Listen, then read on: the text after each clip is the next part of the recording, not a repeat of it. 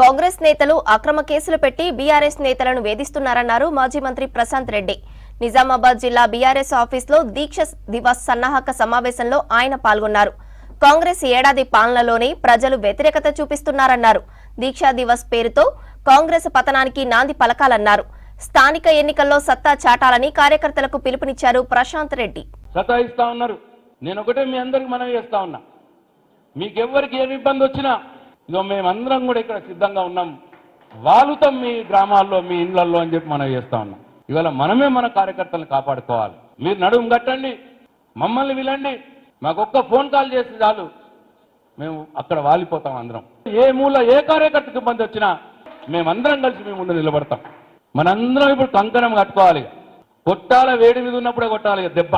ఇప్పటి నుంచి మనం దెబ్బ కొట్టుడు స్టార్ట్ చేస్తే రేపు రాబోయే రోజుల్లో మీరే ఎంపీటీసీలు, మీరే ఎంపీపీలు, మీరే జడ్పీటీసీలు మొత్తం కూడా ఎవ్వరు కూడా రారు. ఎవరైతే మోసం చేసిపోయినరో వాళ్ళు ప్రజలకు ఏం చేయలేని పరిస్థితి ఉన్నది కాబట్టి మీరు వాళ్ళని జీరో చేయండి, ఖతం అయిపోయేవాడు. మనకి ఎందుకు ఇంకప్పుగా వాళ్ళని జీరో చేయాలి, ప్రజల తరఫున పోరాడి మీరు హీరోలు కావాలి ఊర్లల్లో. అదే కార్యక్రమం చేయండి అంతే. ఇక పోయినసారి మందిం బాగైనాం, మనం మందిం బాగా కూడా అంత ఆగమాగం అయింది. ఇప్పుడు ఎంత ఉన్నామో గంట చాలు మనకు. మంచిగా మీరే గట్టిగా చేయండి, ఎదుటోని జీరో చేయండి. రేపు రాబోయే రోజుల్లో మొత్తం కూడా మీదే ఉంటుంది, మీదే నడుస్తుంది అని చెప్పి మేమందరం ఇక్కడ ఉన్న అందరం కలిపి మీకు మాట ఇస్తాం.